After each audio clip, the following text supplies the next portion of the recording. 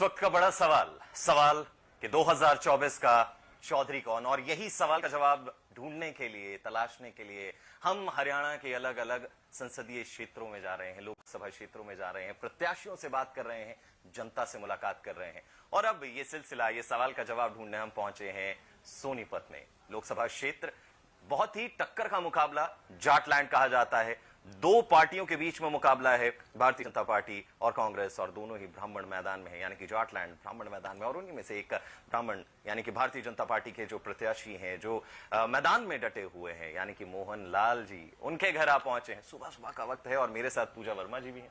सो हमारे साथ सबसे पहले हम स्वागत करना चाहेंगे मोहन लाल जी का। मोहन लाल जी नमस्कार, आपका बहुत बहुत स्वागत है डेली पोस्ट पंजाब हरियाणा हिमाचल पर। कैसे हैं जी? नमस्कार गौतम जी और पूजा जी, दोनों को प्रणाम। मोदी जी की जय श्री राम। अब की बार 400 पार और तीसरी बार मोदी सरकार। इस चुनावी रण के समय आप यहाँ आए हैं, आपका स्वागत है, अभिनंदन है। और ये सोनीपत एक प्राचीन शहर, पांडवों की ऐसी महाभारत कालीन शहर, इसमें पुराने सोनीपत शहर में आपका स्वागत है। वैसे भले ही प्रधानमंत्री मोदी जी यहाँ नहीं है, लेकिन हर जो कार्यकर्ता जुड़ा हुआ है, हर वो शख्स जुड़ा है, उनकी राम राम लोगों तक जरूर पहुंचा देता है, मोदी जी की राम। ये प्रधानमंत्री नरेंद्र मोदी जी ने पूरे देश के सनातन धर्म को और 140 करोड़ लोगों की जो भावनाओं में, रोम रोम में जो राम बसते हैं, वो राम राम मोदी जी ने सबको दी है। और वो राम राम मैं आपके चैनल के माध्यम से भी डेली पोस्ट के सभी दर्शकों को राम राम, जय श्री राम। बडोली जी, चुनौतियां क्या आपको नजर आ रही हैं? हालांकि विधायक भी हैं और शायद आप पहले विधायक रहे हैं बीजेपी के जो जीते हैं इस राय विधानसभा से, तो क्या चुनौतियां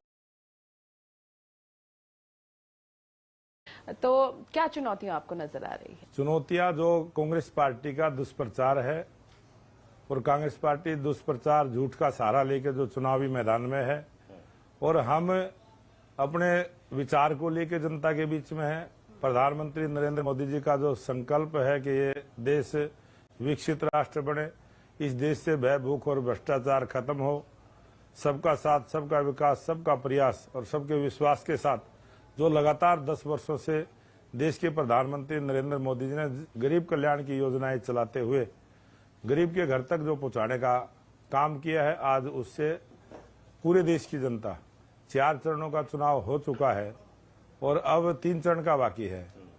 और जिस प्रकार का रुझान लोगों ने मन बना लिया है, लोगों ने संकल्प कर लिया है कि तीसरी बार मोदी सरकार, और जो प्रधानमंत्री नरेंद्र मोदी जी ने नए भारत का निर्माण किया है, जिस प्रकार से नए नए विकास के काम हुए हैं, सड़कें बनी तो पूरे देश में बनी, प्रत्येक जिले को नेशनल हाईवे से जोड़ने का काम पहली बार हुआ है, IIM बने, IIT बनी, एम्स जैसे हॉस्पिटल प्रत्येक वर्ष एक बनाने का टारगेट था, उससे भी ज्यादा बनाने का काम किया। 22वां एम्स रेवाड़ी में अभी 2 महीने पहले शिलान्यास करके गए थे प्रधानमंत्री जी। और द्वारका एक्सप्रेस हाईवे, जो एशिया में इस प्रकार का रोड नहीं है, 4 मंजिला रोड, जो लोगों ने सुनने में भी ये लगता था कि किस प्रकार से होगा। ऐसी नई तकनीक के साथ नए भारत का जो निर्माण मोदी जी ने किया है, मुझे लगता है कि पूरे देश की जनता ने उसको देखा है, पूरे देश की जनता ने जाना है। और आज पूरे विश्व के अंदर जो भारत का गौरव बढ़ाने का काम प्रधानमंत्री नरेंद्र मोदी जी ने किया है, उससे लोग मानते हैं कि 56 इंची सीना जो मोदी जी ने कहा था, वो करके दिखाया है और लोगों की समझ में आया। मोहनलाल जी, क्या लगता है कि इस बार के जो वोट पड़ेंगे वो मुद्दों पर पड़ेंगे या मोदी जी के चेहरे पर पड़ेंगे? मोदी जी के काम को पड़ेंगे। मोदी जी की जो त्याग तपस्या देश के लिए उन्होंने की है, उन्होंने जिस प्रकार से देश के लिए 18 घंटे जग के काम किया है और सभी लोगों की भावनाओं को समझा है, छोटी से छोटी समस्या को समझा है। पहले ऐसे प्रधानमंत्री थे जिन्होंने ये कहा कि मेरी सरकार का अगर खजाने पे हक है तो गरीब का है, कमजोर की हितैषी सरकार है, गरीब की हितैषी सरकार है। और आज देश में 140 करोड़ की आबादी का देश, 80 करोड़ लोग आज भी BPL श्रेणी में आते हैं, और जो उनके लिए काम किया है, उनको जो सुविधाएं दी है, उनको उस खाने की चिंता से बाहर किया है, उनके स्वास्थ्य की चिंता की है। 53 करोड़ लोगों को आयुष्मान योजना से जोड़ा है। और जो अब 70 वर्ष से ऊपर की आयु का कोई भी महिला हो, पुरुष हो, उनको एक अलग से सुकून मिलता है। सबसे बड़ी चिंता आदमी को ये रहती है कि मेरी बड़ी उम्र होने के बाद कौन इलाज कराएगा। उसके इलाज की चिंता देश के प्रधानमंत्री नरेंद्र मोदी जी ने की है। दुनिया में किसी भी देश के प्रधानमंत्री ने इस प्रकार के काम नहीं किए जो मोदी जी ने किए हैं, और ये बहुत एनर्जेटिक ढंग से लोगों के अंदर उन सब चीजों का प्रचार भी है, प्रसार भी है, लोग जानते भी हैं। क्या वजह रही मोहन जी की कौशिक जी की जगह आपको टिकट दिया गया? ये भारतीय जनता पार्टी का तो बहुत पुराना से आप देखेंगे, पूरे हरियाणा प्रदेश में करनाल की सीट बदली है, सोनीपत की बदली है, हिसार की बदली है, सिरसा की बदली है, अंबाला की बदली है।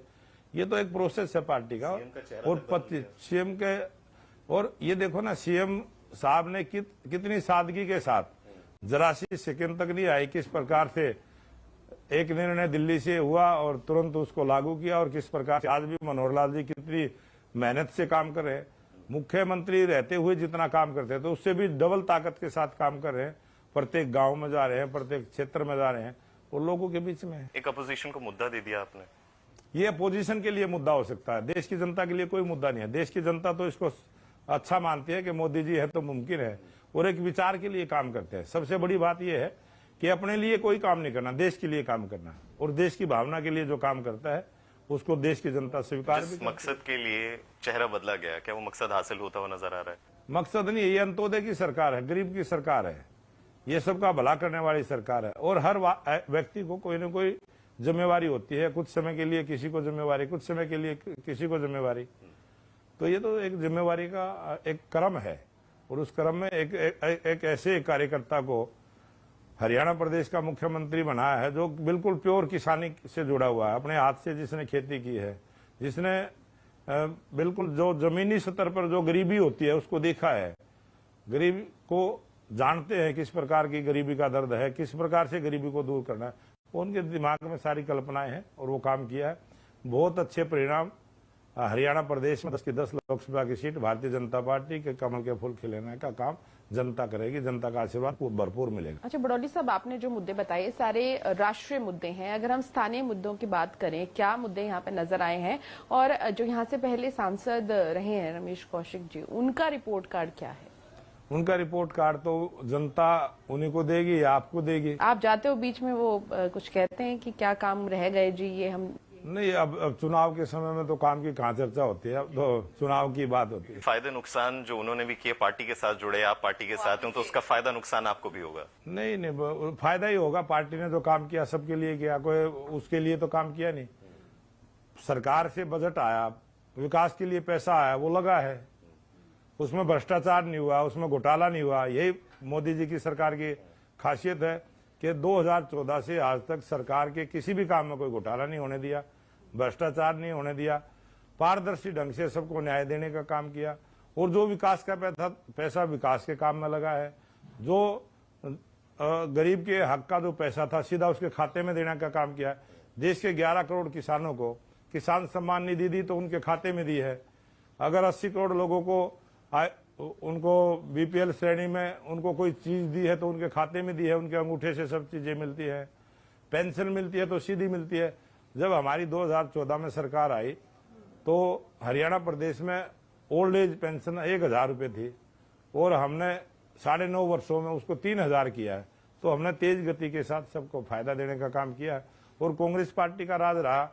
उस समय जब 2005 में कांग्रेस पार्टी की सरकार आई तो 300 रुपये पेंशन थी, उन्होंने 10 साल राज किया, 700 रुपये बढ़ाए कुल, और हमने 9.5 साल काम किया, हमने 2000 रुपये बढ़ाए। ये सब लोगों को दिखता है। अच्छा, ये तो आप लोगों के जो वादे जब आप करते हो, संकल्प पत्र या कहीं, ये सब चीजें उसमें मेंशन है। लेकिन अगर हम बात करें बेरोजगारी की, भूपेंद्र सिंह हुड्डा बार बार आंकड़े लेके सामने आते हैं कि देश में सबसे ज्यादा अगर बेरोजगारी है तो वो हरियाणा में है। सबसे ज्यादा रोजगार देने वाला हरियाणा प्रदेश है, और ये कांग्रेस वालों को दिखता है। वो कौन से चश्मे से देखते हैं, कौन से दिमाग से वो अपना काम करते हैं। वो अपने दिमाग को छोड़े, अपने आंकड़े लेके आए। और हरियाणा प्रदेश, अगर मैं सोनीपत जिले की बात करूं, इतना बड़ा इंडस्ट्रियल हब है, यहाँ एजुकेशन सिटी है, इतना दिल्ली के नजदीक है, इतने लोग, कम से कम 5 लाख लोग तो सोनीपत में अकेले में रोजगार के लिए बाहर से आते हैं। रोजगार देने वाला प्रदेश है।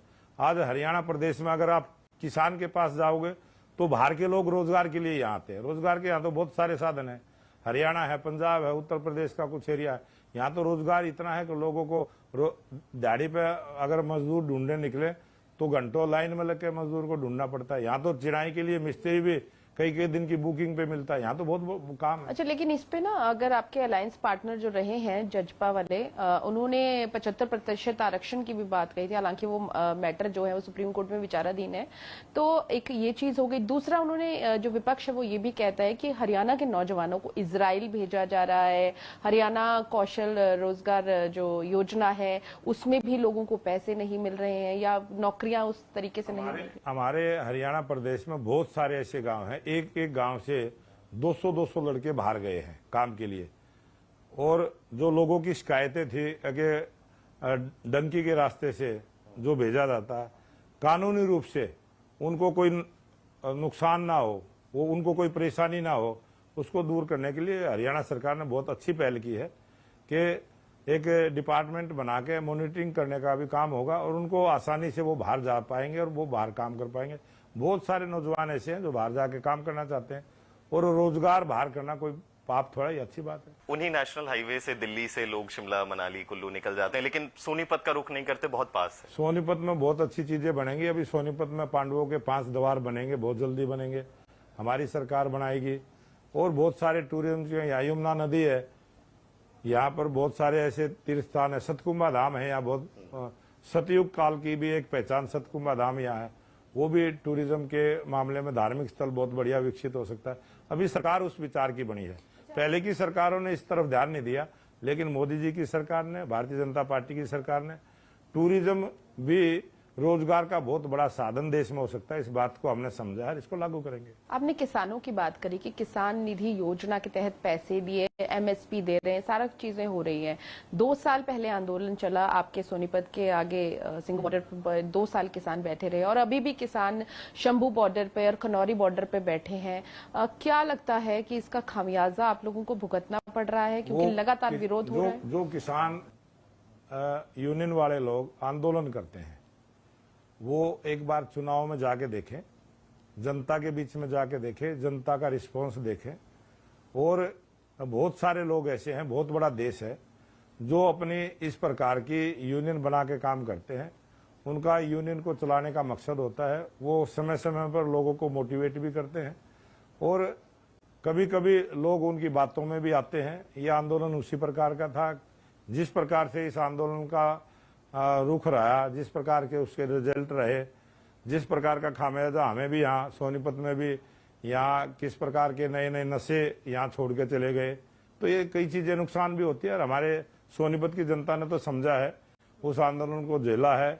यहाँ जितने उद्योगपति थे, काम करने वाले थे, कोरोना का भी समय था, डबल मार सोनीपत ने झेली है। लेकिन सोनीपत की जनता का मैं धन्यवाद भी करता हूँ और मैं सब गाँव में भी मंचों पर बोलता हूँ कि बड़े संयम के साथ, बड़ी शांति के साथ अपने देश को और प्रदेश को बचाने का काम लोगों ने किया है। बहुत सारे उनकी जातियों को भी झेला है। उस आंदोलन में बहुत सारे कई किस्म के लोग थे, उनको भी लोगों ने बर्दाश्त किया है। Daily post